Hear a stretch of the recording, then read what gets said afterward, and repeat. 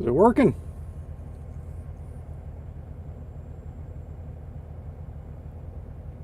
Hmm. I'm not sure.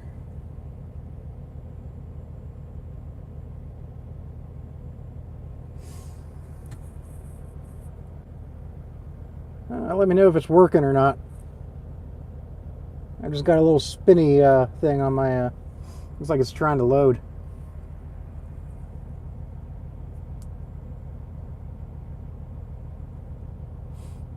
What's up, Bandit? Can you see me okay? I got like a loading bar on here.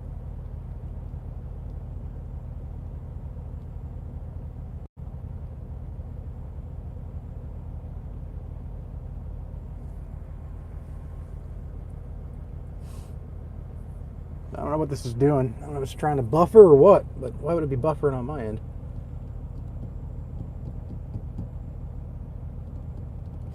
This is how much of a rookie I am with live feeds. All right, I don't know what it's doing. I got a little circle thing going on in the middle of my screen. Huh.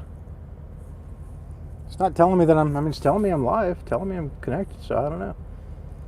But yeah, anyway, that truck that just drove by me, that was something else. I've never seen a truck with that many Christmas lights on it. Obviously, I would highly doubt he was driving down the road that way. But through this parking lot, that looked pretty cool. I think he's just parked across the way there a little bit.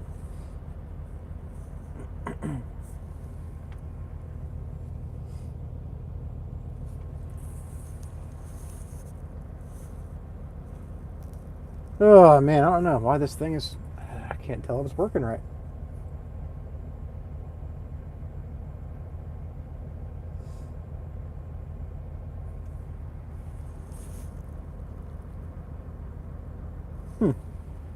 I don't know.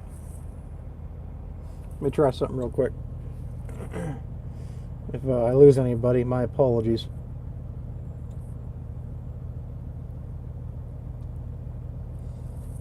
Oh hell, I don't know. All right, appreciate it, Marshall. So I guess I'll just ignore this little thing. I'm in Beaver Dam, Ohio, Bandit. Uh, up there on my mile marker 135 off of 75. I stopped here for the night. I got this run I'm on right now. I've got all the time in the world to get it to where it's going. Going to up to Avon, New York. Got a hell of a rate on it too. Going up to Avon, New York, and I don't have to be there until tomorrow night, like 11 o'clock at night. And then got 2 more loads I'm going to be doing over the weekend. Then I'm going home for a couple days. I got to get my physical in. Yeah, that speedway isn't bad. I like they've over the years. I remember when I used to stay at that, or when I used to go up to that speedway, there was only like a couple truck spots to park at, and they've added a significant sized truck lot to that, at least compared to what it was. I mean, it's only like 1 row of trucks, but I think it can hold like 20 or 30 trucks now. So it's and it's free parking. They don't charge you to park there. So good on that speedway, for building more parking lot and not charging you to park. But yeah, I'm just over here at the Pilot. The only reason I stopped at the Pilot is because I like their coffee, and it's just easy to get up in the morning and go right in and get my coffee instead of having to get up and then yard move over to the Pilot and get my coffee. So I just figured I'd go ahead and just stay here for the night. And I'm glad I did. I wouldn't have seen that truck if I would have stayed at the speedway. That was something else. Like I've never seen a truck like I've you'll see trucks this time of year with like a little wreath on the grill, and they'll have some lights on the wreath and everything. But man, that truck, he had a bunch of lights on there. Looked really cool. But yeah, like I said, I think he's parked about 2 rows in front of me here. But how you guys doing tonight? Where are you guys at? You guys all staying safe, I hope? Staying warm?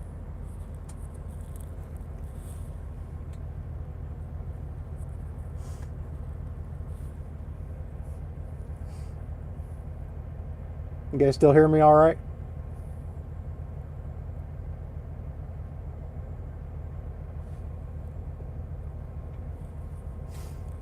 I know I don't think I have the best of signals here, which is kind of surprising.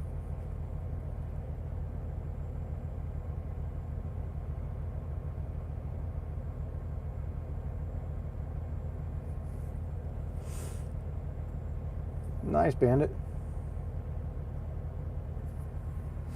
Be safe heading that way, man.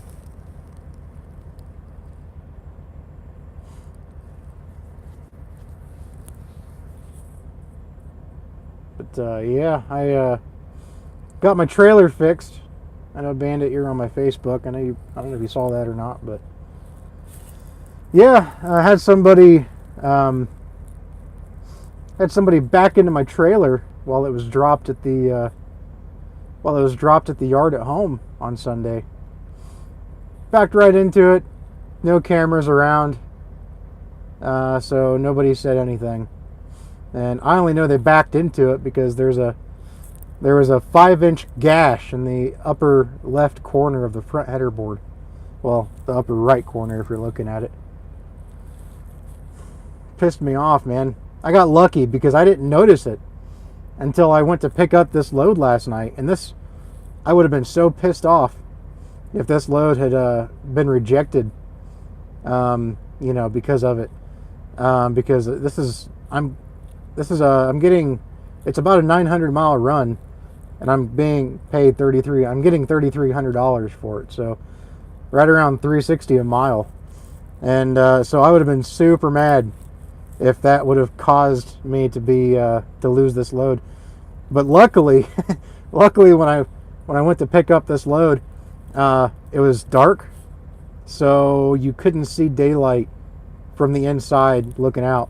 But you could see daylight I backed up to the dock when it was daylight still a little bit. So when I opened up my doors, I could see the daylight coming through the header board. And it's a food load, so obviously you needed a food grade trailer, no holes. And that would have been just disastrous, man. But luckily, by the time they got to my truck, it was already dark out, so so there was no light to shine through. But I got it fixed first thing this morning, though. But it was a cheap fix, but people just pissed me off, They, I had it dropped at the yard for one day. It wasn't even the whole day. I dropped it in the morning and I left that night. Yeah, it was dropped at the yard, and when I first saw the gash in the trailer, it's a brand new trailer, by the way. It's a 2019. I'm pretty much the first person to pull it. Well, the only person is my trailer. But yes, it wasn't there before I dropped it, because I even looked at that video that my last edited video that I put up here. You were able to look through that, and I could see that there wasn't a gash up there on that. Like when I was at the Blue Beacon, there was a spot in that video where I was, looking up at the trailer, and you couldn't see the gash. It wasn't there. So it happened. The only time that I had the trailer unhooked from my truck was when it was at the yard, between then and now. And so somebody backed into it and didn't say a word. I thought, I kept trying to rack my brain. I'm like, did I hit a tree branch? Something like that. But upon further investigation, you could see scuff marks up the entire corner of the trailer. You could see some fairly light scuff marks, but they were there, going all the way up, perfectly lined up with that hole. So yeah, somebody definitely backed into it, and just hard enough that it tore a hole in that corner. But I stopped at a garage today, and they put some trailer tape on it, which is just aluminum duct tape, basically. But it was a small enough hole, it didn't really need any more than that, so. you just got to wonder about some people. I mean, I don't know. Could have at least put some kind of a note on the, and then, sticking out of the inspection box or something. I don't know. But it was just one of those things. Just inconsiderate. But, yeah. One of the things I wanted to talk about, too, tonight was kind of tired of hearing about people saying things like, oh, I don't drive in the snow, or I'm not going to drive in the rain, or I'm only going to drive down here where the weather's good. And they don't realize, and these are people that are inquiring about being an owner operator, and they're saying that they're only going to drive in good weather. And it's like, it's hard enough to make good money right now. I mean, the rates are good right now, but that's only because of the holidays. But, a couple months ago, and, probably, January again, it's going to be hard enough making good money as it is driving anywhere. And they want to limit themselves to the southeast. That's the worst. That is the worst area to limit yourself to, is the southeast, if you want to make money. Florida, we all know Florida doesn't really, you might as well deadhead out of Florida. You can make more money. I mean, it's just, it's a joke down there. In parts of Georgia, forget about it. But yeah, they just want to drive in good weather. I don't know. Can you guys still hear me? You guys still see this all right? That little circular bar is getting on my nerves.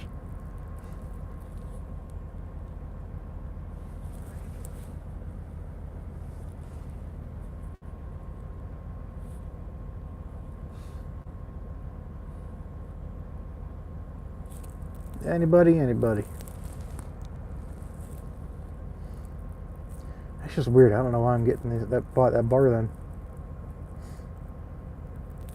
You string 3 loads together? Yeah, well, you mean you get 3 partials banded, or you mean you just stack up 3 different loads one after the other?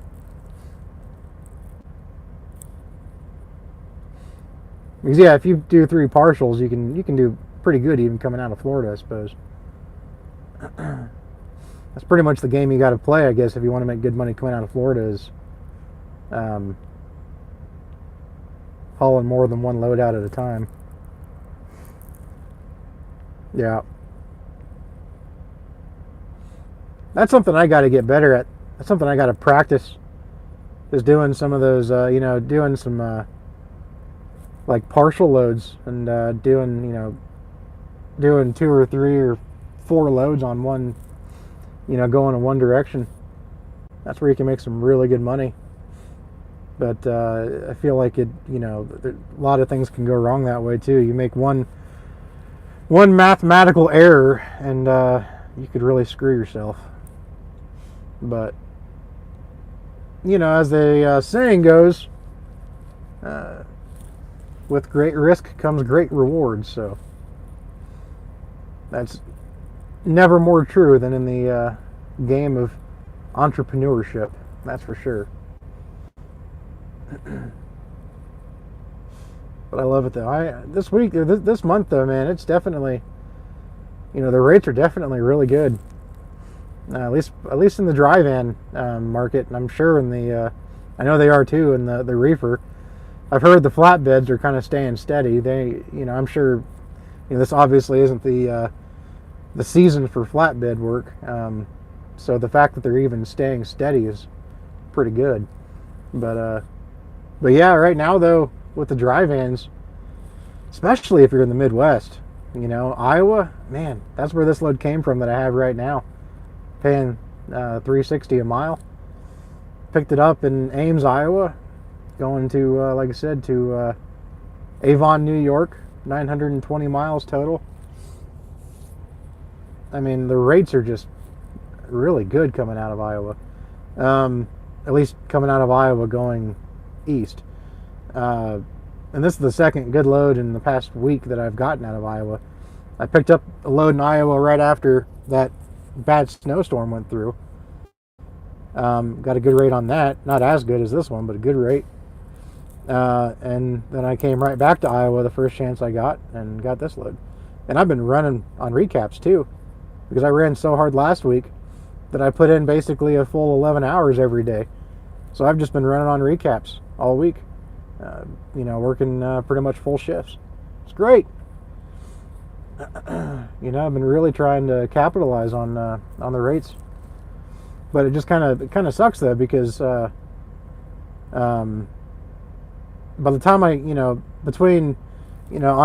starting on Wednesday at noon, it's the new pay period. So, I've got on Friday, you have your weekly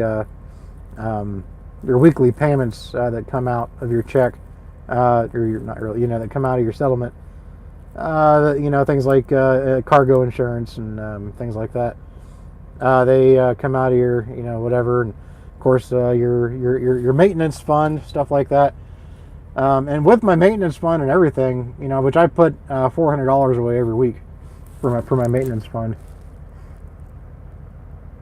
That's really good. That's not bad at all, Bandit. That's really good. But yeah, I'm putting between $400 and $500 away every week for my maintenance. So that and the bills that and including like cargo insurance, it's only about $700 a week that I'm that I'm paying work every Friday. So whatever I deliver afternoon on Wednesday pretty much goes towards the Friday bills, so to speak, and then everything I make after that, is gravy. So between Wednesday, like I said, this load that I have now, I picked it up yesterday, and like I said, it's paying $3,300, and then I have to be home on Monday morning because I have my DOT physical. I have to do that on Monday, which, I got that CPAP machine, and it's an older CPAP machine, so I have to have the card read. It's not, it doesn't go over the cloud like I guess the new CPAPs do, so they can be easily downloaded from anywhere. No, I have to go to the place that I got it from and get the card downloaded, and I had to make an appointment just to get the card downloaded, and so they could only get me in on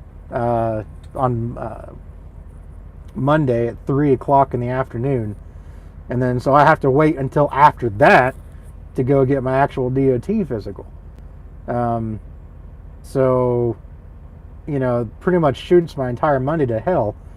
But once I get this load dropped off, and this is all Uber, I've been working nothing but Uber, since this load to my next two loads. I'm this load here, and then the next load I'm picking up about 70 miles away from Avon, and it's delivering in Cincinnati on Saturday morning. And then I'm picking up another load 60 miles north of Cincinnati in Vandalia, which is basically my backyard, and then taking that to Zanesville, to Dollar General in Zanesville, that delivers early Sunday morning. And between those two loads, which that's only a combination of about 450 miles, between those two loads, that's about $1,500. $1,600 between those two loads for about 450 miles. So, by Sunday morning, I'll already have grossed anyway about almost $5,000 for the week. So rates are definitely doing pretty well right now, if you, especially if you are in the right lanes. And then I'll still have, even though I can't leave Monday morning, I'll try to find a load that I can leave Monday night with. Preferably going back out west to Iowa, because, like I said, the rates coming out of Iowa right now are killer. I mean, just great rates right now coming out of Iowa. It's not a real populated area, like a lot of the, you always see people talking about Atlanta or, Chicago or something like that. But Iowa is it's a flyover state, but the rates coming out of there are just phenomenal right now. So I'm definitely taking advantage of that, But yeah, so I'll try to get a couple more loads in before Wednesday afternoon, and then I'll be hustling until closer to Christmas, and I'll take a few days off at Christmas.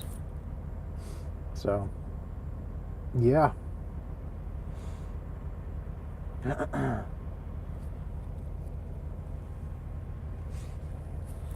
You guys all going home at Christmas? I hope. Hope you guys all are going to be able to get home. I got to give it to some of these truck stops, though. They do at least, they do kind of accommodate some of the drivers, at least, that are stuck out here over holidays like Thanksgiving and Christmas, by giving them a free holiday meal. Not all the truck stops do it, but some do, and it's pretty nice of them. Still nothing like being with your family, though, over the holidays. Nothing compares. But some of us just can't get home, whether it's because of truck issues or broker issues, shipper issues, you name it. I was lucky at the last company I worked for. I remember I was stuck down in, where was I? Down in South Carolina, waiting on a load that was supposed to be ready like 6 hours, ago. Like I'd been there for like 8, and I got there like 2 hours before the load was supposed to even be ready. And I sat around there until about 6 or 7 hours after it was supposed to be ready. And it was the night before Christmas Eve.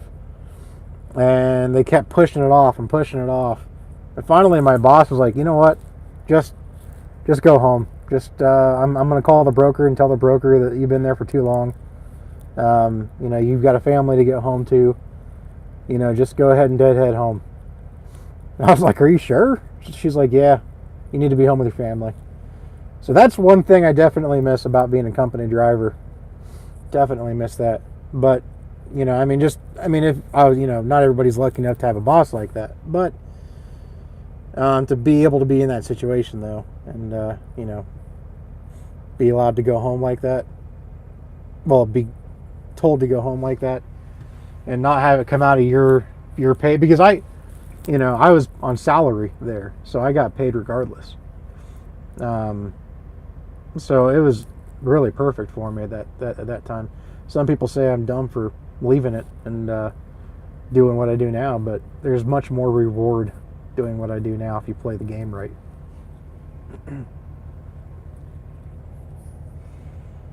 But it's definitely not all peaches and cream, though. But you got to work your ass off out here if you want to make it. That's for sure. Man, I'm down to 2 people. I had 8 people in here. I think that's a record for me for my live feeds. I never have very many people in here. Well, now I'm down to 1. There it goes.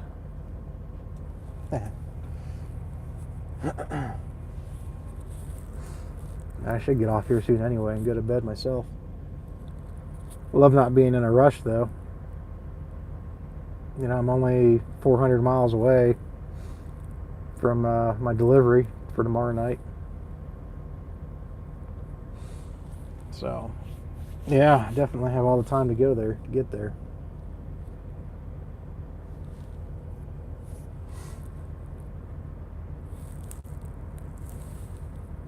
Oh, man. So what's everybody else up to right now, if anybody else is wanting to talk? I know Bandit said he's heading somewhere.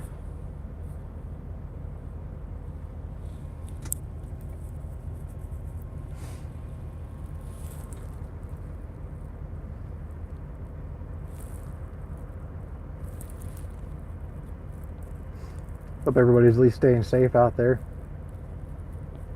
There have been a lot of slick roads in some places.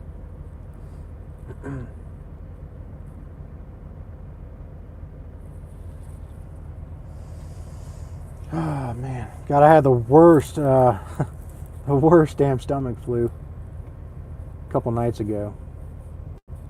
I don't know what the hell it was, but holy crap, that was not fun. Man, I'll tell you what, it's bad enough having to deal with the stomach flu when you're at home. But man, when you're out here on the road, oh, golly, that is bad. There's not a whole lot worse. Not a whole lot worse at all. Oh man, I mean, I don't like to have. I've never done the number two in my truck before, and I don't think I ever will. I can't bring myself to do that. So there was a point during the night where for probably 3 hours straight, I had to get up every 45 minutes and run into the bathroom. Oh God, it was bad. It was really bad. Not even, I think it was actually every half an hour I had to get up and go to the, so I got like zero sleep. Got up the next morning and I actually had to kind of limp at my way. I was at a rest area, so there was I didn't have any Pepto-Bismol or anything with me. And I got desperate. I got absolutely desperate. And I was at a rest area, and you can't buy medicine at a rest area. There was a truck stop only about 2 miles away, so I limped it to the truck stop, even though I was out of hours. But I had to get some Pepto-Bismol. Oh man, it got to be unbearable, absolutely unbearable. And that helped quite a bit, but that was 2 nights ago, and I'm still feeling it. It's just, which normally, stomach flu only lasts like 24 hours most, but I'm still got kind of that queasy feeling going on. So it was pretty bad, at least for me. But I didn't lose any loads over it. Kept working. As soon as I could, I got up that morning and delivered my load, and then booked another load, and that's the load I'm on now.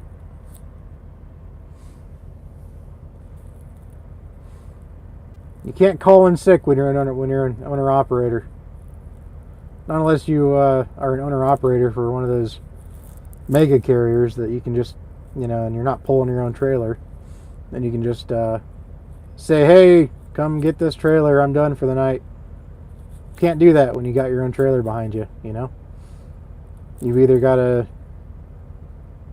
suck it up and go, or, risk being late. The brokers aren't going to care if you're sick or not. They're just not. So if you're late, and if there's a penalty to being late, like a $200 late fee or something, you're still going to have to pay it. Doesn't matter if you're sick. It just doesn't matter. So you got to suck it up when you're sick.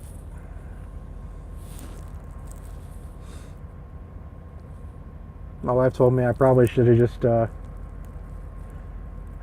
rested after I got that load delivered, but I went ahead and booked one. I've never used the DAP board before. I use Truck Stop, and I use Uber, and I use Coyote, and I have the 1, 2, 3, which I should just completely, or I should stop using the 1, 2, 3. I should, cancel my subscription to that, because it's useless in my opinion. I just don't like it. But I should go ahead and I should get rid of that and maybe get the DAP board instead. But yeah, I've got the Truck Stop, which I like. I've got, like I said, Uber isn't bad. I've heard a lot of people dog on Uber, but Uber is not bad. They I don't think they have it. I think they only do reefer and dry van, though. I don't think they do anything else. But I find that, especially when you're doing like kind of short hops, they have really good rates, for the most part anyway. Now, of course, the load I'm on right now, that's paying $3.60 a mile for 920 miles, that's an Uber load. I got lucky because the load that I'm on now, they had it on there for $3,115. That's what they were trying to, move it for. And if you use Uber enough, you'll notice that every now and again they'll just on the spur they'll change the rate. Especially when it comes closer to the time they need to move it, they'll change the rate, and whatnot. Sometimes they change it just on a whim, even if you're not that close to moving it. They'll just change it, different times of the day. But I was thinking about that load, at 3115, for 3,115. I was thinking about this load. I'm like, you know what? Screw it. I'm just going to go ahead and take it. That's a pretty good rate, It's still over $3 a mile. And because I thought about it for so long, I went to hit the book now button, and it said the load details have changed. Please review this Please review this again before committing to it. Is basically what it said.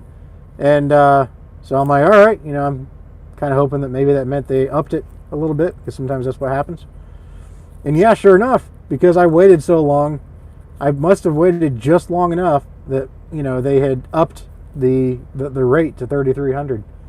So me thinking about it for a few minutes instead of instantly hitting that book now button paid me almost an additional $200 more.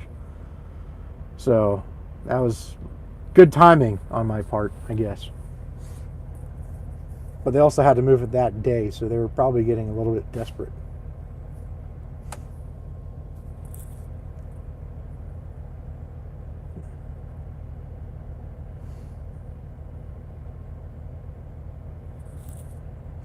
Anybody else in here have you guys ever used the Uber app before for load boards and stuff?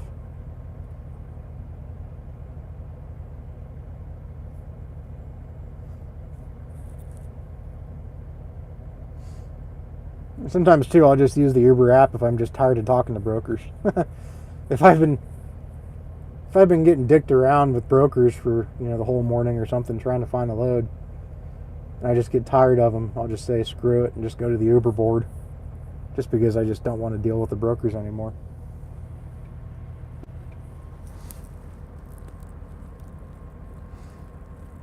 I'm not one to do this, but hit the like button, guys. Come on. I mean, we got some ear hustlers going on, but you can at least hit that like button. I don't even know who you are.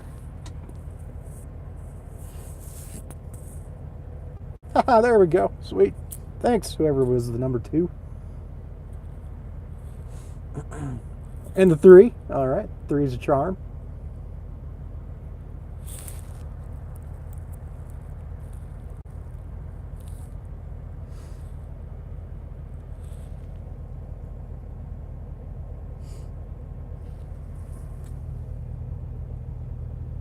Thanks, James. Oh, you pay the $160 for that? See, I don't want to pay that much for it. I'm cheap, I guess. I mean, I was gonna pay or buy the one, like I had talked to a representative from DAT, and I was gonna pay the one that I think was, what was it, like 70 or something like that a month. I forget what it was, but I don't know. I look at everything by the penny, and I mean, I know, you gotta spend money to make money, but at the same time, it's like, I just kind of wanted to, I don't know, I didn't really want to spend, like I was already spending so much, on the other load boards and stuff, and I'm like, I don't really know if I want to spend another almost $100 for another load board, so I just didn't do it yet. But like I said, what I should do is cancel the 123 and get the DAT board. I know Jeffrey swears by the 123, and he's an affiliate for the 123 because he has his code. You can I think you can use his name and get a discount for the 123. I think. So in other words, he's making money off of the 123 board. Maybe he's not. Maybe he's not giving out a code. I'm not sure, but if he is giving out a code, then he makes money every time somebody uses that code. But I know he swears by that load board. I just don't see it. I like it, James. It's a lot of freedom. They never. The only time they bother me is if I forget to sign one of my logs. For the night before or something like that. What's up, Bluish Hue?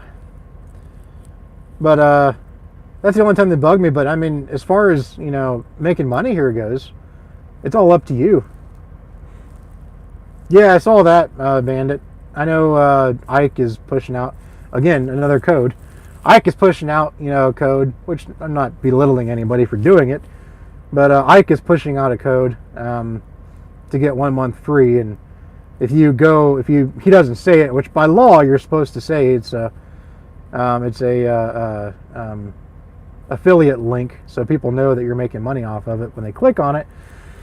But I guess he just leaves it up for assumption. But anyway, yeah, if it's he's at least I'm guessing. I could be wrong. Maybe he's not making money off of it. No, I didn't go to Hurricane. I thought about going to Hurricane, but I was kind of. I mean, their trucks are awesome. I probably mentioned Hurricane. That's probably why you're thinking that I went there or something. I'm not sure. I was asking about it, but I never went to Hurricane. They're I know they have a guaranteed rate scale there. Like you're guaranteed to make something like, I don't know, $1,600 a week, and I think that's even after expenses. I don't know. It's kind of a weird, kind of a funky system they have because you're a lease operator, or a lease purchase or whatever with them. Yeah, that's right, $1,300 guaranteed. Yeah, you're like a lease purchase with them, I guess. And then they say you're making $100 or $1.40 a mile or something like that, but then they also give you a guaranteed rate. And I don't know. I just never really understood their system.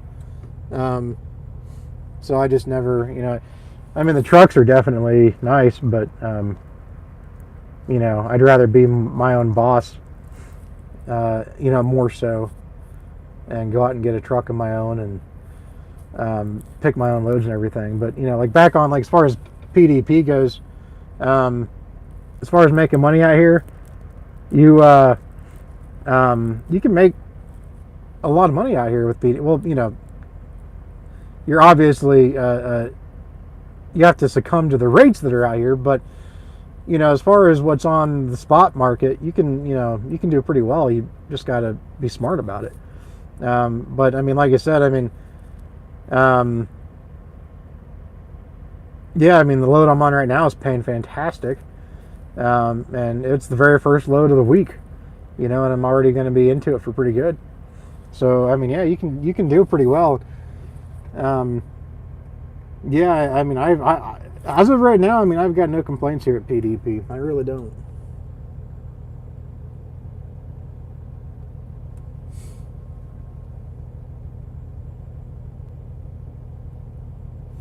Oh, okay. Is that, yeah?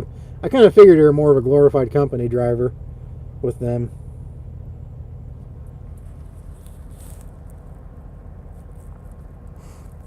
Yeah, somebody else actually left. Somebody left PDP that I made friends with here. That they left PDP and took their truck somewhere where they're being paid mileage pay, and he's happier. Honestly, I mean, I won't lie about it.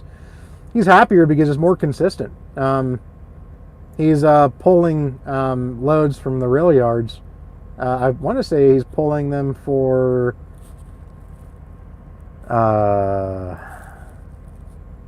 some department store. I want to say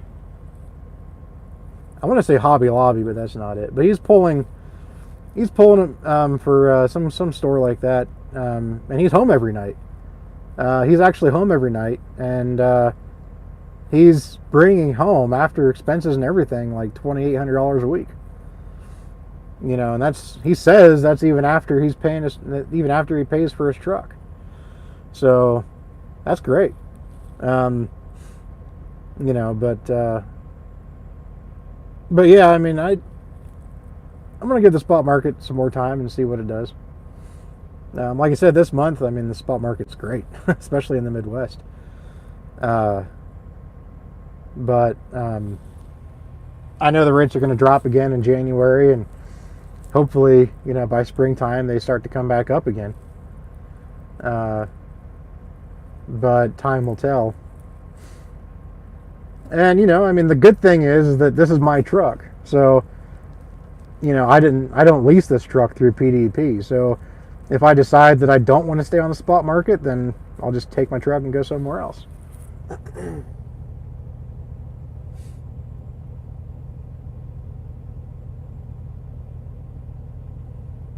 Yeah, that's not bad. That's not bad at all, Hugh. That's really good. Yeah, right now if I only worked between, like, the loads that I have booked, I've got loads booked on me until Sunday morning because I have to go home. I have to go home for my DOT physical on Monday, so I'm working until Sunday morning. But between the load I'm on now and the 2 loads that I have booked over the weekend, even if I just did those 3 loads, and the last 2 loads only equate to about 450 miles together.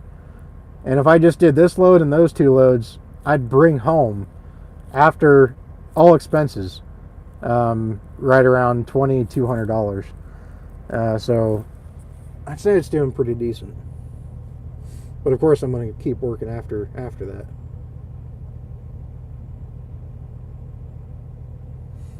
That's good, man. Nothing like being out here with a paid-off truck, I'm sure. Well, there's a contract with PDP. I mean, like, there's no set time, but I mean, with any company that you lease onto, there's going to, any 1099, any proper 1099 contract, you're going to have a contract, but it's not like you have to work for them for a certain amount of time. If that's what you mean by a contract. You can work for them for 3 months and decide you don't want to be there anymore and leave. The only stipulation is that, right? Yeah, as far as the time frame goes, James, no, there's no contract. The only benefit to me staying here, as far as I wouldn't call it a contract, but when I started here with a quality lease truck. PDP is based in Cedar Hill, Texas, just on the south side of the Dallas-Fort Worth area. But I started. Hey, what's up, McGee? I started here, when I started at PDP, I was in a quality lease truck, right? And quality now requires a $5,000 down payment. Well, PDP would pay $3,000 of that, and I only had to pay $2,000.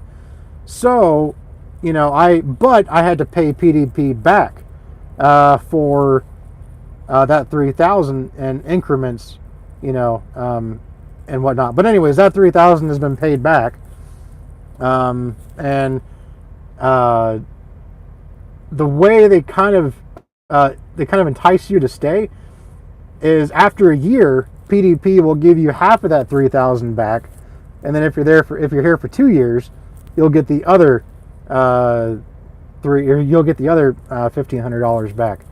So there's an incentive to stay if they gave you a loan for a truck, or for a down payment, but you don't have to stay, But yeah, there's no contract for time or anything like that. Yeah, I don't blame you for playing PlayStation, man. I don't even have. I had my Xbox in my last truck, and well, as you now know, McGee, because you're in this big fancy Volvo. There's room in the Volvo to have oh, you're home. Well, okay, I guess I can't bash you then. But no, but there's room in the Volvo, man. I had my Xbox 3 or my Xbox One. Yeah, I haven't even played it in so long I couldn't remember what the model was. But I had my Xbox One in the Volvo when I was at my company, my last company job. But I don't even have a TV in this truck. I literally just watch YouTube and I'll watch Netflix. That's it. I don't even have a TV in here anymore. I just don't. How you liking that Volvo, by the way, McGee? Sure, it's a nice jump up from the Cascadia for you.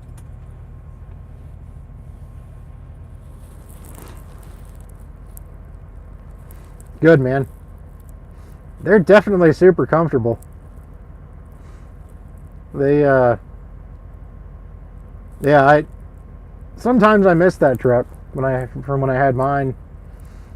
But, yeah, I like this Cascadia, surprisingly, you know. I did like I said, I love the only thing I just don't like about the Volvos is that how every bit of work that you have to have done on it, you have to go to a dealer. You're you're right, McGee. There is a 780 right next to me. You are absolutely right. You can see that window, huh? Yep. Good eye, man. But no, that's the thing I don't like about Volvos. It's just how everything is so much more expensive because you got to go to a dealer. This Freightliner, you know, I had the starter go out. Well, that's a bad example because I was at the dealer. But I could have gotten the starter replaced on this truck at a TA, but it just so happened the starter went out on me while it was at the dealer.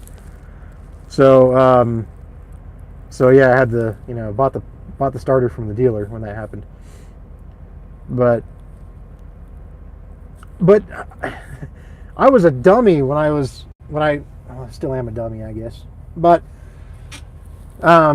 specifically when I had that Volvo truck, I was checking the coolant, and this was on a different Volvo that I had before the 780. It was in a 670, and it had a coolant leak, so I had to keep checking the coolant until I got back to the yard to get it fixed. And I took the cap off, and I forgot to put the cap back on the damn reservoir. And, you know, I realized it like 100 miles down the road. It just kind of dawned on me. And when I realized it, I pulled over really quick. And when I pulled over, of course it was gone. So I stopped at a Petro where I figured, as big of a shop as they would have a freaking radiator cap for that thing. No, they had a radiator cap for every make and model of truck, but not the Volvo. Literally every make and model truck, but not the Volvo. Luckily, we had a spare junk Volvo at the yard that I was able to limp home to, and I got the cap off of that, but it was ridiculous.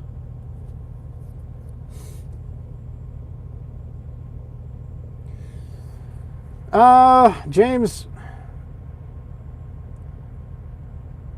if you can get the credit to go buy your own truck, I would recommend that. From a dealership somewhere, even if it's not a brand new dealership, you know, like the one that I got this from was simply a used truck dealer. They're not like a specially licensed. What's this guy doing? Ooh, you're gonna jackknife that, buddy. I don't know if I can see this or not. What you doing there, Penske? What you doing? Woohoo! That was close. God damn, if I was the guy in that Coronado, I'd be shitting a brick. Anyway, James, back to your question. If you can, I mean, if somebody will give you a loan at a dealership, go to a dealer. That's my opinion. I think when you lease a truck from a company, you pay too much for it. I know I was paying out the ass with quality, and that's why I took it back. I was just paying way too much. I was paying $4,800 a month is what it boiled down to for a truck that had 290,000 or 250,000 miles on it. And it just wasn't worth it, you know. So I got, yeah, exactly. So I took it back, but I didn't take it back till I got approved for this truck because I didn't want to be without a truck, obviously. But I bought this truck. Well, technically it's a track lease, but it was better for taxes if we did it that way. But at the end of this, I'll have a $2,000 balloon payment. So basically, a little more than my monthly payment by a couple $100. So it'll just be another payment, and then it'll be mine. But to be honest with you, I doubt that I'll even keep it that long. It's a 48-month lease, or 48-month track lease. But I'll probably, in a couple of years, maybe 3 years, probably trade it in for another newer truck. Mainly because that's about when the warranty would expire on it. So, but I actually went through the place that gave me the loan. I do have really good personal credit, so that helped out. But I went through, well, they're, gosh darn it, who is the loan company? Wholesale Truck and Finance is who I went through. And it's funny because they go by their abbreviation, WTF. That's the abbreviation, is WTF. So every time you see it, you're like, what the fuck? But no, it's Wholesale Truck and Finance. And I actually got this truck with $1,000 down. And they said that my credit, they said they never even really see credit better than mine for personal credit. They said that, so they had absolutely no problem giving me the loan, which was definitely good, which kind of pissed me off because it's not like my credit got worse before, or got worse or anything, or got better or whatever, because that means I could have just done it from the get-go, and gotten a truck that way. But I was arbitrarily scared, to even try. So I just went through Quality because I knew I was guaranteed to get a truck through there, because they don't do credit checks or whatever, which, even though I knew my credit was good, but I don't have any business credit, technically. I do now. I'm establishing business credit now, which that's another thing too, is if you want to establish business credit, it's not the only way to do it, but it helps if you go out and buy your own truck. You can establish business credit in other ways too. If you open up, a business bank account and then link a business credit card to that account with your EIN number or something like that, which is what I did. I have a business credit card that I use on the road, and that builds my business credit. So I've got that going for me. I've got the truck payment going for me for business credit, now anyway. But when you lease a truck through a company, they don't report it to the business bureau, or to the credit bureau. So you don't have, that working for you.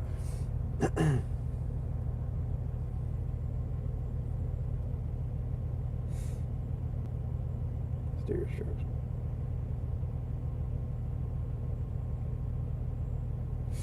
Then James, you really shouldn't have any problem getting a truck on your own. If you have that's about what my credit score was. Mine's actually they told me that the 720 is about what it was the last time I bought a car.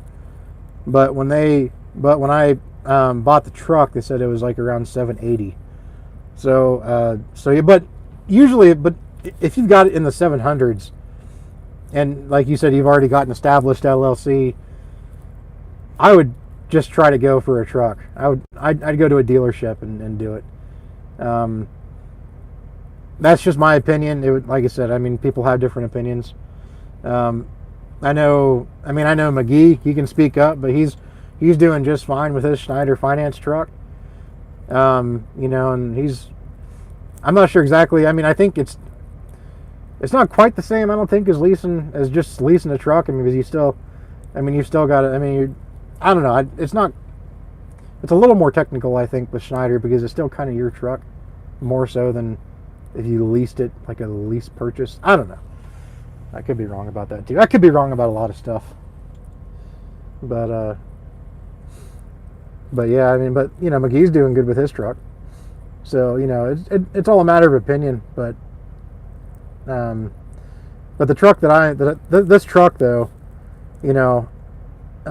it's been doing pretty well for me, and I'm only paying, I've only got to pay on it one time a month. I don't have to, have the money in there which I do, but I don't have to have the money in there every week, to pay for it. I just have to have it in there once a month, which is kind of a nice benefit too.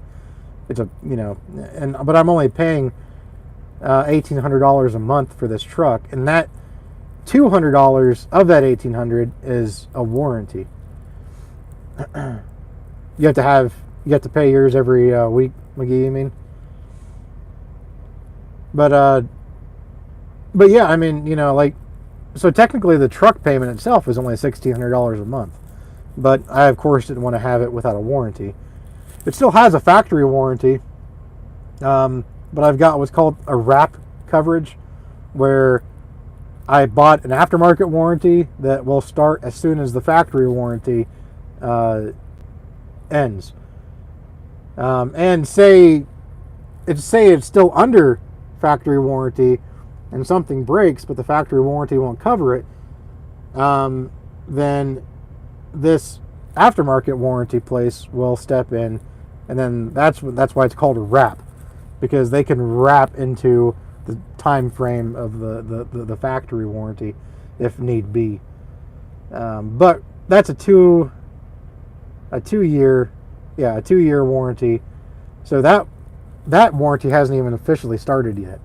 So that warranty will start when I actually need it to, and then so that's good. So from the first time I use that warranty, the warranty will start. Like I said, I figure within about 3 years I'll probably have a newer truck, and I'll want to step up to the newer Cascadia probably. I don't know, or maybe the bug will bite me and I'll just buy a Volvo, or hell, I don't know. I keep seeing these Peterbilts out here, and I'm like, man, that'd be nice, but they're just not roomy enough for me. I like to have space inside. And after that International Lone Star that I had, I'm not such a fan of those long wheelbase trucks. I like practicality. I like being able to back into a tight dock, without constantly having to worry about ripping off the front bumper.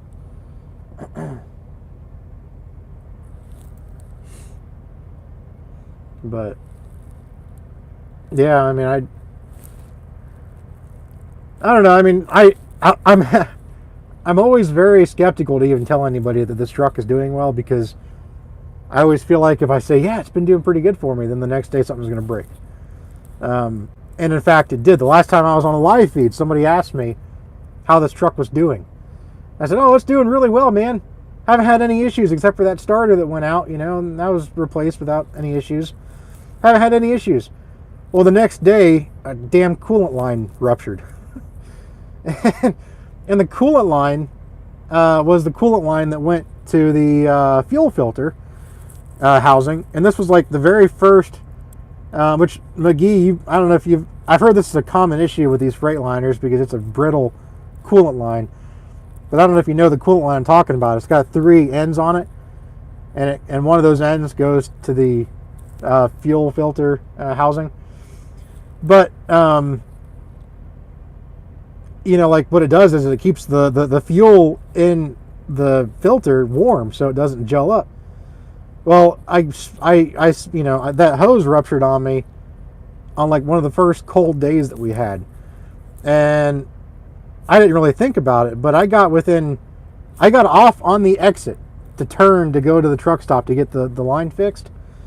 And the truck died on me.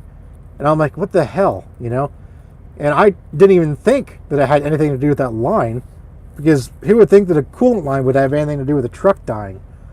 But then the more I got to thinking about it, was like it died. I finally got it started, but then it died on me again as I pulled into the truck stop. And then I finally got it started again, and I got it into the bay, and they put the new line on it. And that was, I don't know, like a month and a half ago, 2 months ago, about a month and a half ago.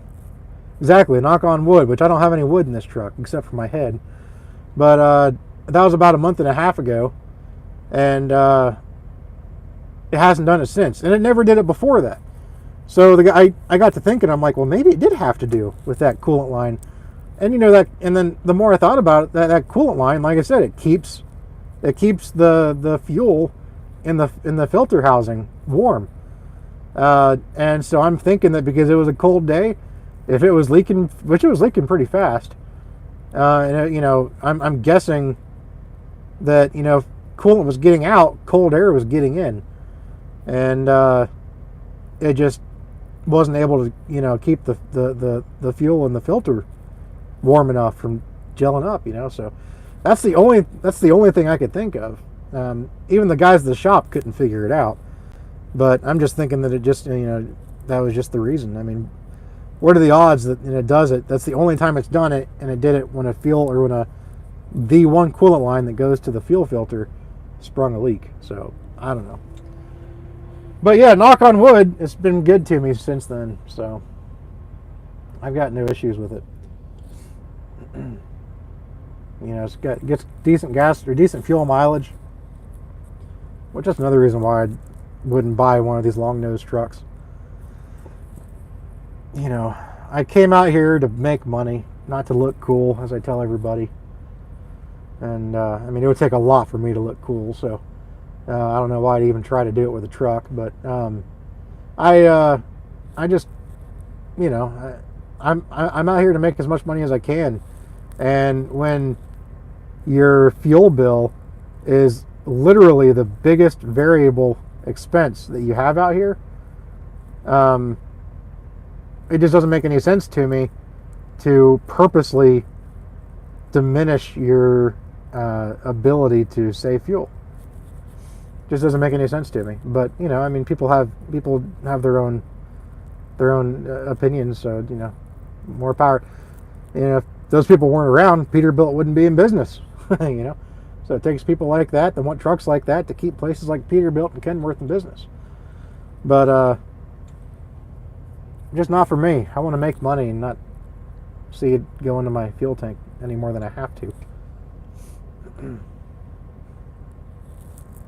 Gosh, I've already been on here for over an hour. I don't know if I'll even let it upload or not. That's the thing I hate about doing. That's why I don't like doing live feeds, especially on my computer. It's fine, but the quality on my computer sucks. So I just don't like. Thanks, Randy. So I don't like to do the live feeds on my computer, but when I do it on my computer, they're instantly uploaded. But when I do it on here, I gotta wait.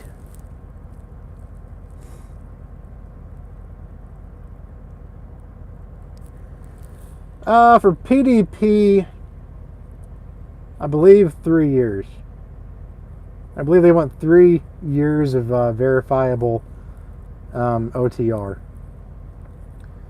The one thing that PDP has been around for a while. They've had their MC numbers and stuff for a long time. So they've got some decent credit. I think they've been around since 2006. So they've got some decent credibility. So because of that, they're able to get better insurance rates and stuff. The reason I bring that up with in relation to your question there is about in June of 2017. June of 2017, I had my first ever automobile accident. And it was such a stupid thing. I was in my Jeep and I was coming down a steep hill when it was pouring down rain. The light was red. I went to stop and my Jeep hydroplaned, even though it's, it was in some ruts in the pavement. And it was in some ruts in the pavement that, had some standing water, and my Jeep hydroplaned. It's an old Jeep. It doesn't even have ABS. And I tapped the rear end of the SUV that was in front of me. It didn't even leave a scratch on that SUV. But they wanted to make a report just in case. I can understand. But because of that, it shows on my record that I've been in an automobile accident. You know, I haven't even had a ticket since like 2010. But it showed that I'd had an accident within the last 3 years. And most companies, especially newer companies, if you've had anything like that, any kind of a accident in 3 years, they won't hire you. But PDP wasn't that strict. I mean, their insurance didn't make them be that strict because they've been around for a while. So with that being on my record, they were still able to hire me. So that was good. That's definitely a prop that I gave to PDP, because I first tried to get a job with Advanced Trucking, which is who McGee Films drives for, and they couldn't. They tried really hard to get me on there because they actually wanted me to work there, but their insurance wouldn't let them because of that stupid little incident that I had, and it was kind of a bummer. But they're a much newer company too. I think they were established in 2016, so they're like 10 years newer than PDP is.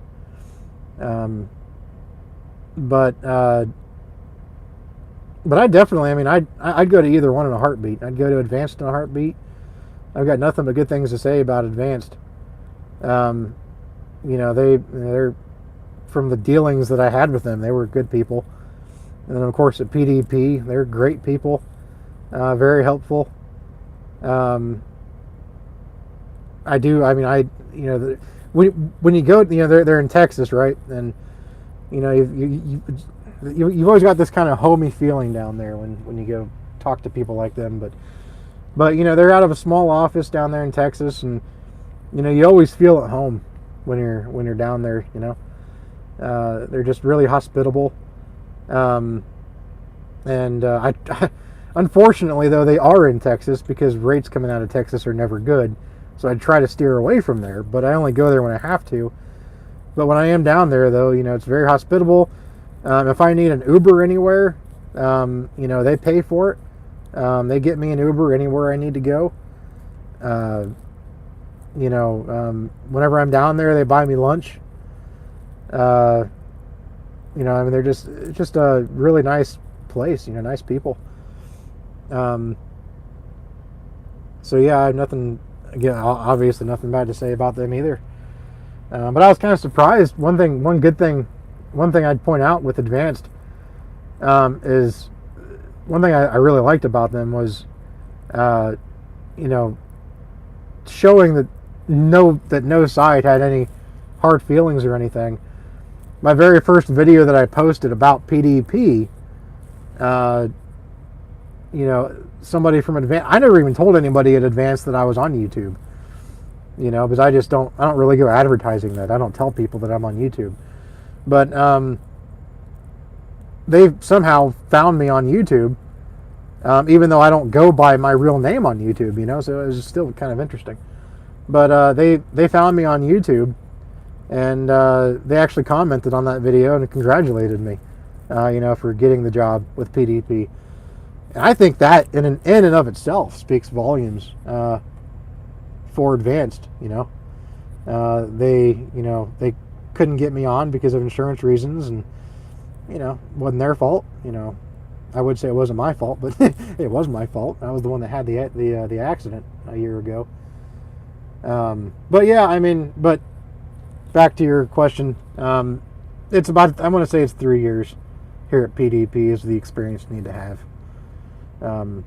with no major incidents.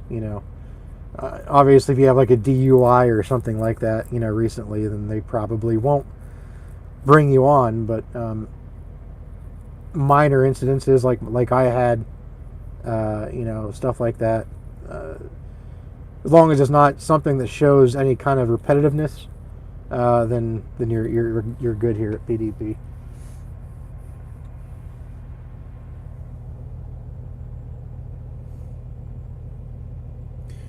And that's right, James. The truck is a tool to make money here. Um, so it's kind of it's almost, to me, it's like, and this might be a bad analogy, but say you go out and spend, say you go out to buy a wrench to work on, to be a mechanic, and you buy a wrench that's made out of 100% gold, and then you buy a Craftsman wrench, or you buy a solid gold wrench, and then you could choose between that or a basic Craftsman wrench, which is good quality, right? But obviously the Craftsman wrench is going to be a lot cheaper. Why would you buy the gold wrench and spend a shit ton more money to do the same job when this job is already got a ton of overhead as it is? When you, in my opinion, it's you want to cut back on variable costs as much as possible. And even though it'd be cool to have, a truck like a 389 or a 379 or a W9, it just, I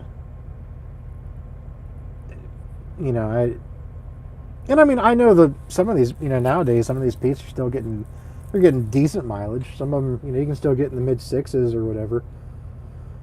But in this truck, depending on, there's a lot of variables that come into play when you want to get good gas mileage or good fuel mileage. You've got, what direction is the wind coming from? How hard is the wind blowing? The weight in your trailer, the terrain that you're on. But if I'm on average terrain with, say, 30,000 pounds in the box, and average wind, I can get about 8 miles per gallon with this truck. I've gotten as high as 9. So, you're not going to see that in a W9 or a 379 or a 389.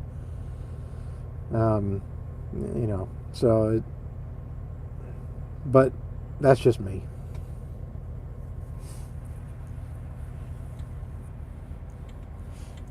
It's funny, I posted a picture of that truck that I used for a thumbnail, posted it on my Facebook, and my Facebook is blowing up right now because of it.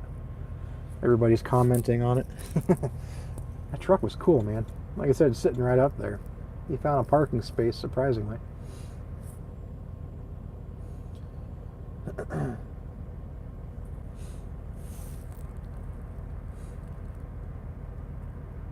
But I'll say though too, a friend of mine, he works on the assembly line at Kenworth. And not a problem, James. I'm glad you enjoy it. I need to do more live feeds. I really do. Yeah, 6.5 isn't bad, Bandit. But, if you can get 8, why not try, But yeah, but anyway, a friend of mine works on the assembly line at Kenworth, and he works on the W990 assembly line, which is the same assembly line that the T680 is on now. And he sent me a picture of the very W990 that delivered the White House Christmas tree.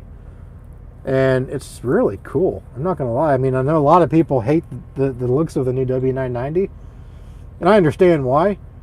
But this one, though, it has a wrap on it, and it has like it looks like it's, it looks like, mountaintop or snow-covered or snow-capped mountaintops, very Christmassy, and it looks really cool. And it, like I said, it's the truck, and it's where he is right now. It's the truck that delivered the tree to the White House. It's pretty cool, But it's not that bad looking of a truck. I don't know if I'd ever buy one, but I assume it's got to get better fuel mileage than the W900. It's a long nose, but it's got more rounded corners on it, so I don't know.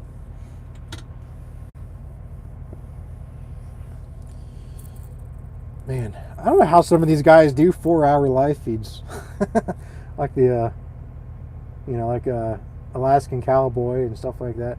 It's funny how, I'll be tuning into different guys' live feeds, and like 3 hours later, I'll get back on YouTube and they're still live, and I'm like, how the hell?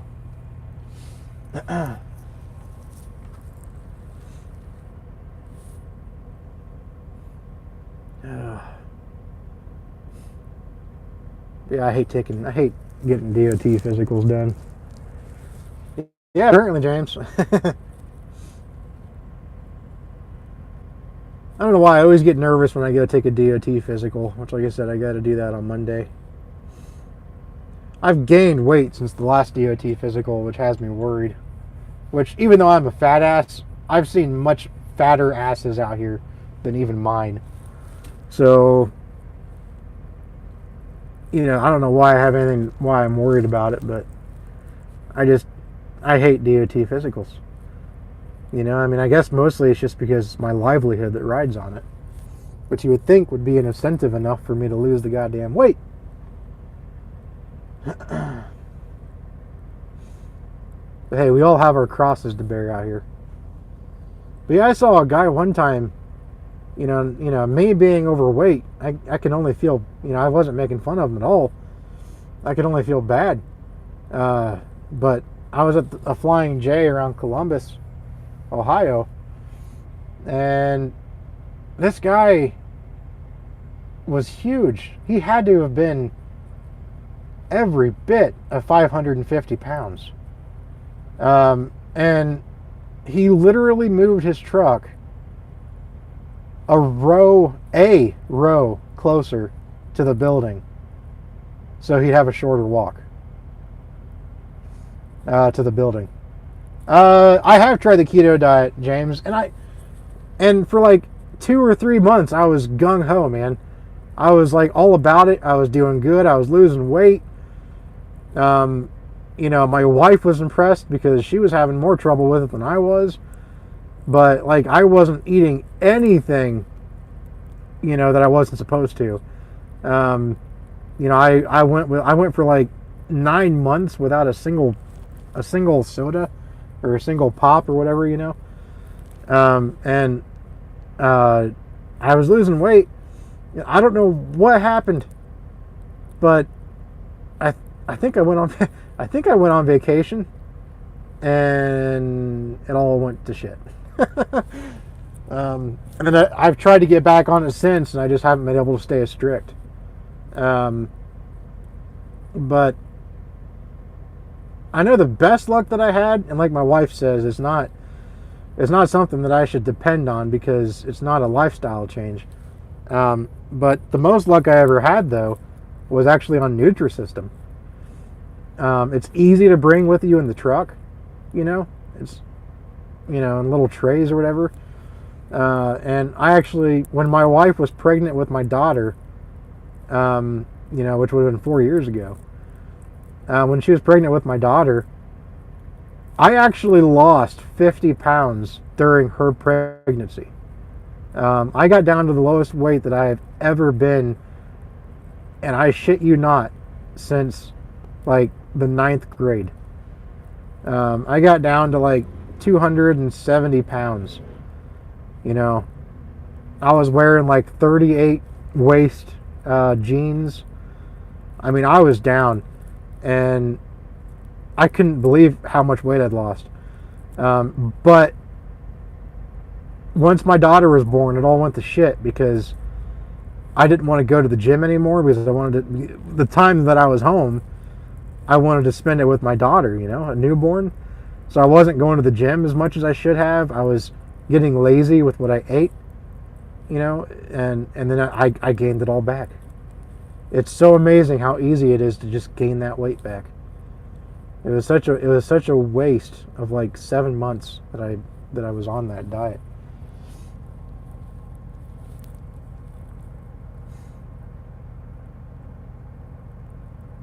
Yeah, exactly, man. When you go on vacation, it's like you get into that groove, when you're on a specific. I don't even like to call it a diet, but it's a lifestyle change. But it's also, your diet in the way that it's what you eat. You know what I mean? It's not a temporary diet. It's just the diet that that you utilize. But yeah, I mean, you get into a special groove or a certain groove, and the more you do it, the easier it gets, just like anything. And the more it becomes a habit, But man, the minute that you deviate or that you, step away from that specific diet, it just goes to shit, I mean, it's amazing how much harder it is to get back on it once you've stepped away from it for a couple of days. So that's why while I was on it, I was super strict about it, because I didn't want that to happen. I didn't want to cheat one day and then not be able to get back on it. So I just never cheated until I went on vacation. And I thought, well, I've been on it for months, I can, for a couple months anyway, I can go ahead and I can cheat a little bit. But no, you can't. At least not me. Once I cheat, I lose all my willpower. But it's and being out here on the road, it makes it super hard. I mean, I try to go on walks as much as I can. Like I'll throw on something I like to listen to, and I'll put on like a podcast or something, and I'll go walk around the truck stop for an hour, which at my pace, in an hour I can walk about 3 miles. Yeah, I mean, I know what you mean, Bandit. I only I bring as much food as I can from home, and when I'm able to, I'll stop at a Walmart, because obviously I'm out long enough that I can't.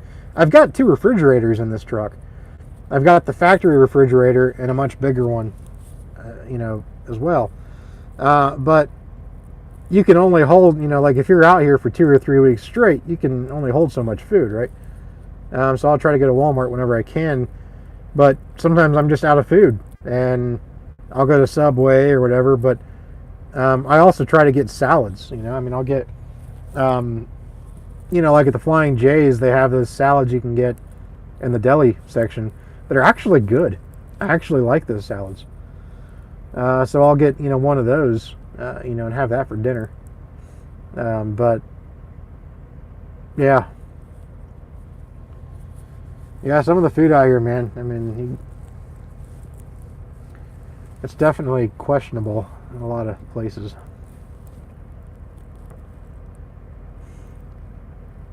Gotta make the pit stop before we're walking. Yeah.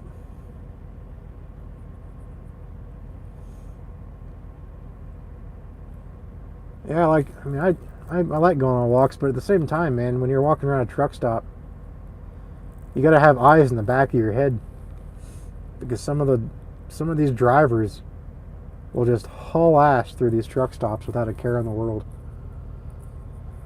And if you're listening to headphones like I do, I mean, whenever I walk, I keep one headphone out so I can hear better. But I almost got hit by a truck a few weeks ago down in southern Georgia. Yeah, the fridge I have is a 2.8 cubic foot.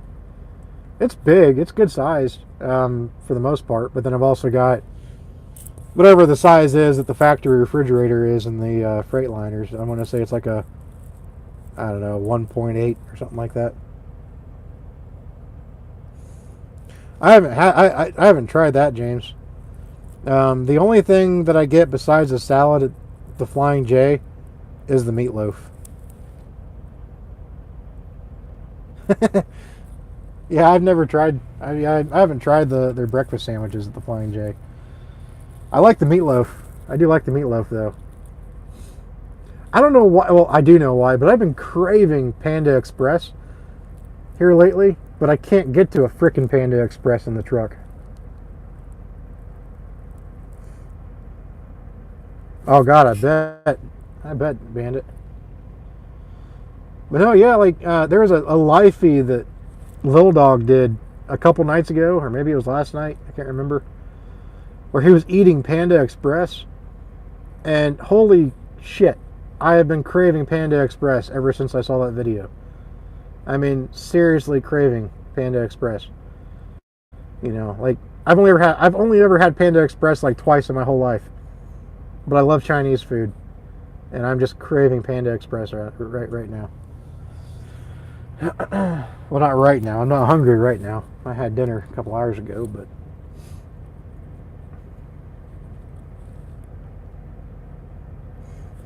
yeah, basically, Bandit. I've got some stuff in there. I mean, like I've got. Let's see. I don't have a whole lot in there right now, but yeah, I mean, I've got some salad dressing, and I got my bottled water. I got my eggs and some hot dogs in there. And of course, I got my bigger refrigerator up there.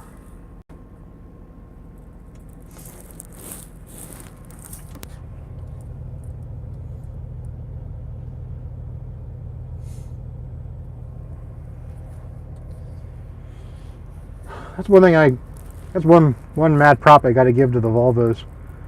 They have a much bigger factory refrigerator than any other truck.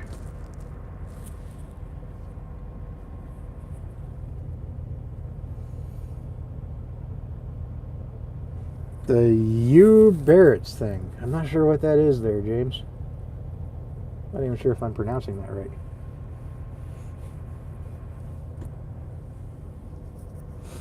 I'll tell you what, though, 2 nights ago I was on the Pepto-Bismol diet. Oh. I'm sure I lost some weight that night.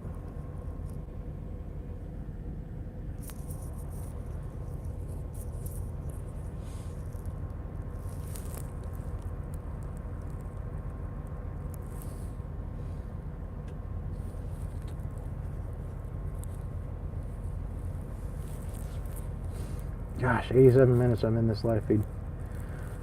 I don't know how long it's going to take to upload this thing to YouTube. I don't know if I should keep it uploaded or not. It takes too long. When it's uploading, I can't do anything on my phone. I guess I could break out my laptop if I really wanted to.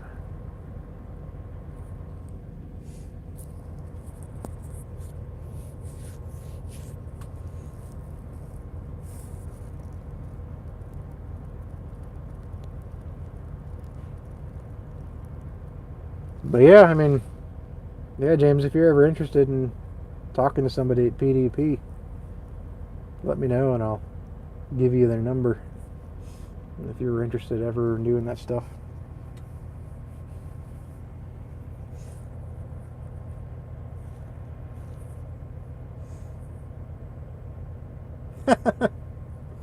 Yeah. Luckily that diet only lasted me about a day and a half, but I definitely lost a lot of water that day. Holy cow, man. That was bad. I mean, I've had, stomach flus like that where I've lost 8 pounds in 1.5 days. And that was one of the worst ones I've ever had. So I probably lost a good amount of weight. It's probably just water weight, but yeah.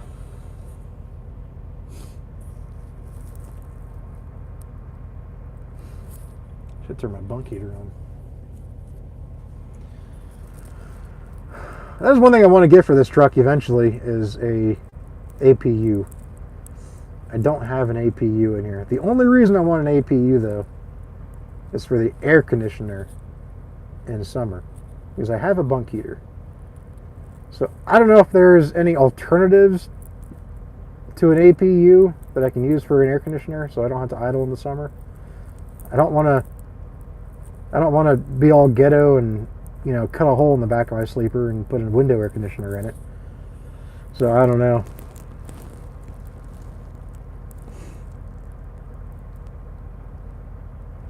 I got you, James.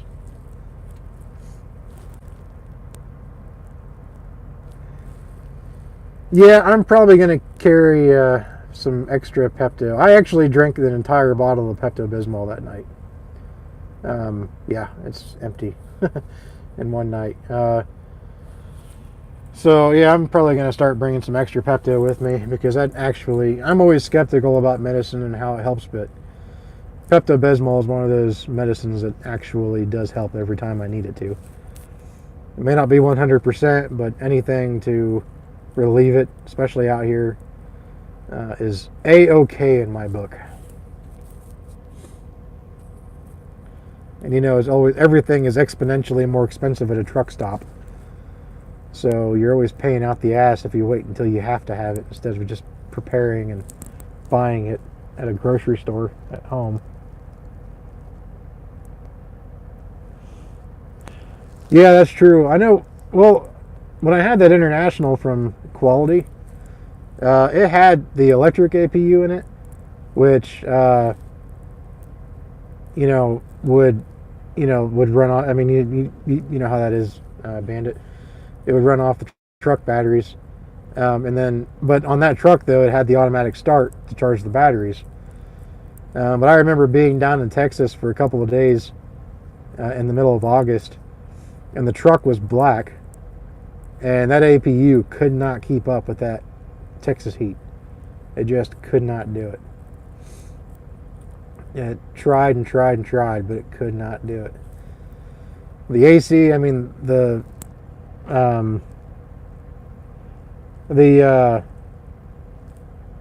air coming out of the vents was ice cold, but it was just baking in there. It was super hot. See, I'm always afraid, if I need a certain medicine, I'm always afraid to try an off-brand. I'd rather pay the extra money that I know is going to work than skimp and buy something cheaper and then have it not work. I mean, they had a cheaper brand at the truck stop. I went to a Come and Go truck stop in Iowa, and they had a cheaper brand. It was the same price, but it was a bigger bottle. You got a lot more for your money.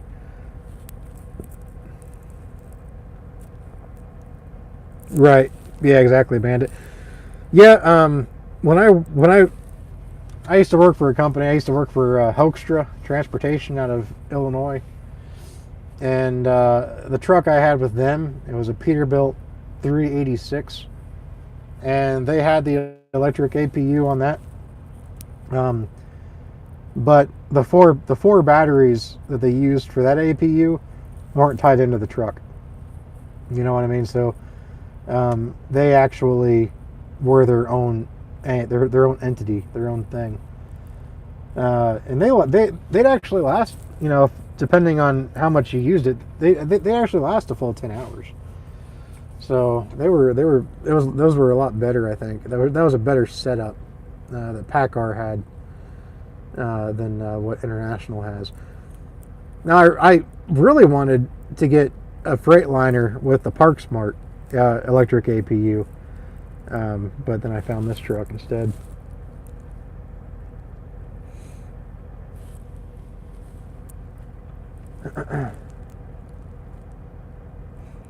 Hey man, James, you have a good night too. Be safe when you get rolling again, buddy.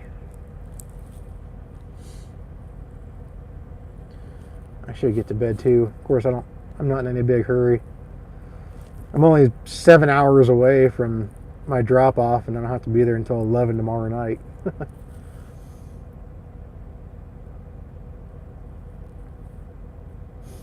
yeah, I got my trailer patched up today, so that's all good to go. I tried to get a DOT physical done today, but I forgot that I needed my damn readouts from my CPAP machine for it. I made an appointment and everything at a clinic in Gary, Indiana. Is it junk? I wasn't sure. I never really heard a whole lot about it. I don't know. I just don't like idling my truck, especially with these. I mean, see, your truck is old enough, Bandit. You don't have to worry about the idling issue like we do in the newer trucks. You know, you don't have that stupid DEF system. And I know people could tell me to delete my DEF, or my DPF, but not while it's under warranty. I'm not gonna delete it while it's under warranty, because then it'll give anybody any reason they want to void the warranty for any issue. So yeah, I'm not gonna delete the system.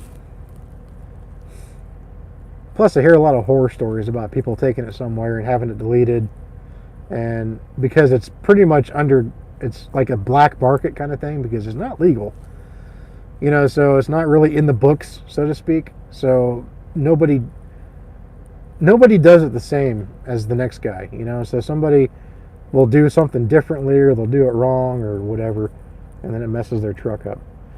Good morning, Dan. Is it morning already? Holy shit. It is morning. Good morning, Daniel. Good God.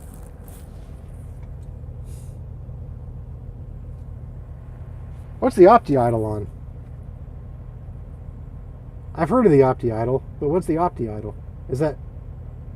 Why the hell is that ringing a bell? Is the Opti-Idle the one that, like, the International had that would start the truck up or something? I don't know.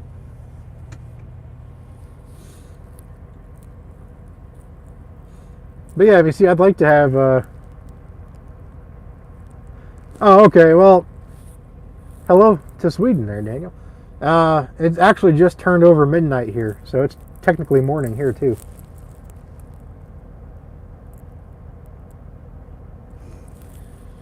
I'm just worried. I mean, now, I think this truck had a new DPF filter, or at least had it cleaned anyway, not long before I bought it. So, I've never had any regeneration issues with it since I bought it, knock on wood. But it still just kind of worries me, you know. I'll idle it if it's too cold, like if it's like, really cold out. I'll idle it, just because I don't want the fuel to gel up. And if it's, too warm, I'll idle it. But I mean, I've got an oscillating fan in here, so even when it's warm, I can still at least get some kind of moving air. But I'll only idle it when I feel like I have to. Or when I want to use my microwave, I'll idle it too.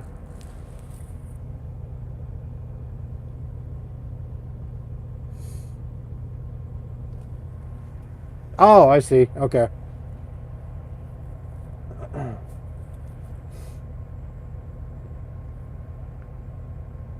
That's right. I knew I'd heard of the Opti-Idle before, but I couldn't remember what it entailed. But yeah, I mean, like I said, I've got... I'll idle this when I use the microwave or something like that. But, I don't know. It just kind of... Just always skeptical about idling a truck like this, especially since it's... since I'm paying for it. Whole new ball game then.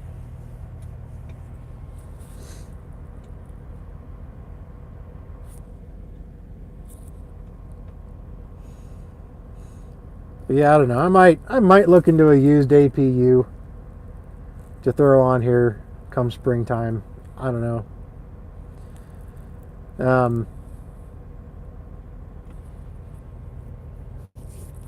I mean, again, I was just talking about fuel before, and how that's our biggest variable expense out here. And when you idle, it increases that variable expense. But at the same time, I have to do the math and see how long it would take to, for a APU to pay for itself.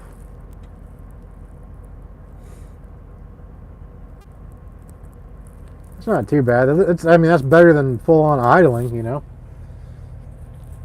It's better than idling all night long.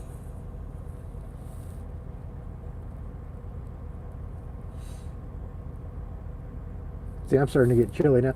I mean, I've been sitting at this truck stop for like 5 hours, about 3 hours.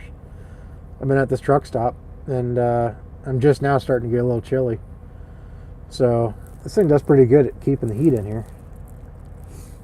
Yeah, but is that just for device itself, because I mean, you know, I'm not mechanically savvy enough to install it, so I'd have to have a dealer or somebody install it. Um, and I know there's a place in Dayton. I want to say Carrier has a location in Dayton, which is just like 20 miles south of my house, that sells used, rebuilt Carrier units. But I don't know how good the Carrier is compared to a Thermo King.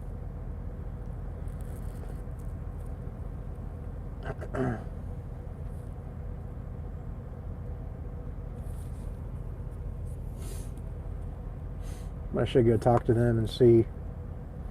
When I bought this truck, I tried to have them put one on, and finance it into the truck, but I guess they said that places won't finance a truck now, like not used anyway.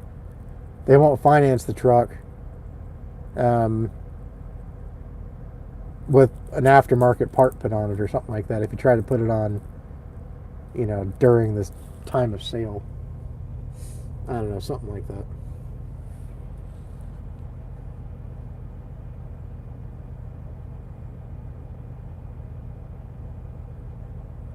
You talking about the OptiIdle Bandit that uses and ate the fuel? Oh, that's 3,800 installed. Huh. That's not bad. That's not bad at all.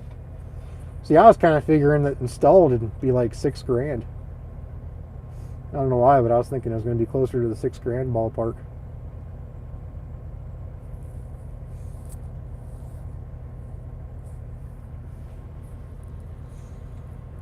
Yeah, it might be something I look into.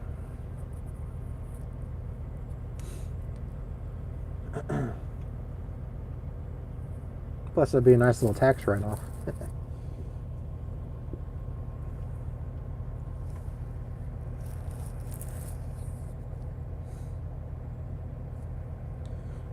I don't know, I'll tell you though, I've become real frugal out here on the road. It's funny. I hate spending money on something that I don't feel like I absolutely need. Never used to be that way.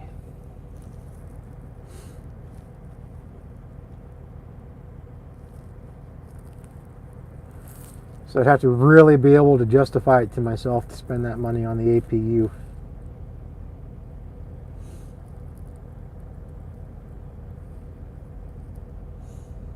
I guess I'll have to run some numbers and see how long it'll take to pay for itself. Because like I said, I probably only plan on having this truck for a couple more years.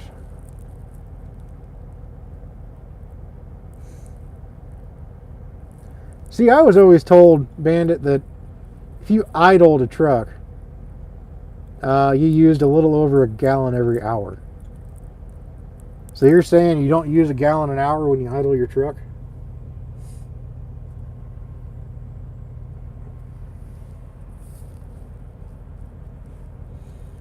Because that seems really different from what I've heard.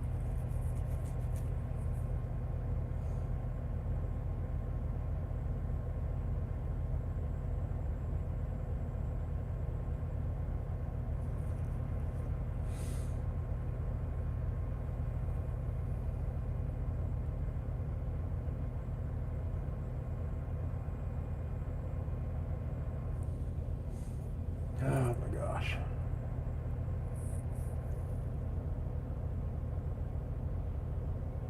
Oh, okay. Yeah.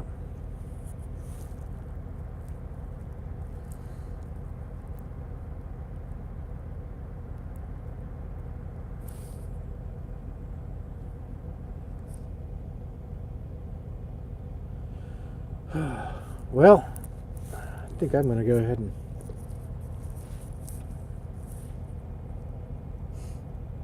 Yeah, I got you, Bandit.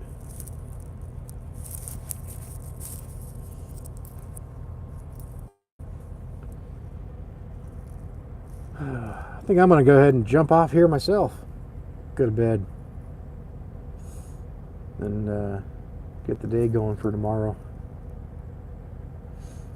Been on here now for a pretty good amount of time. Wonder how long it'll take for this to upload.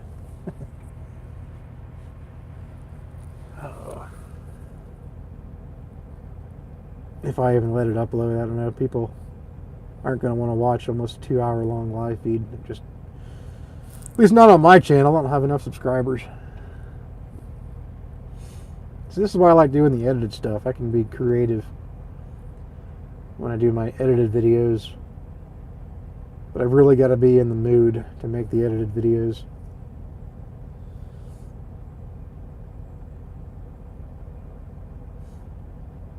But I don't know. Anyways, guys, I'm going to go ahead and jump off here. There's 3 people now watching. Y'all have a good one. Be safe out there. Yeah. Oh, yeah, 1/10 the price of idling. Yeah. I mean, I'm all about doing whatever, so I mean, yeah, I guess that's all the justification I need. You're back, Hugh? Well, I'm just now getting ready to sign out. I'm going to go to bed myself. I'm going to go turn that bunk heater on back there. I'm getting cold.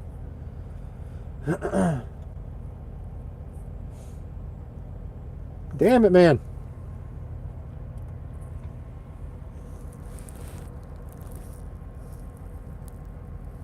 But yeah, at least I'm probably not going to let this upload because it's going to take too long to upload this, being almost 2 hours in.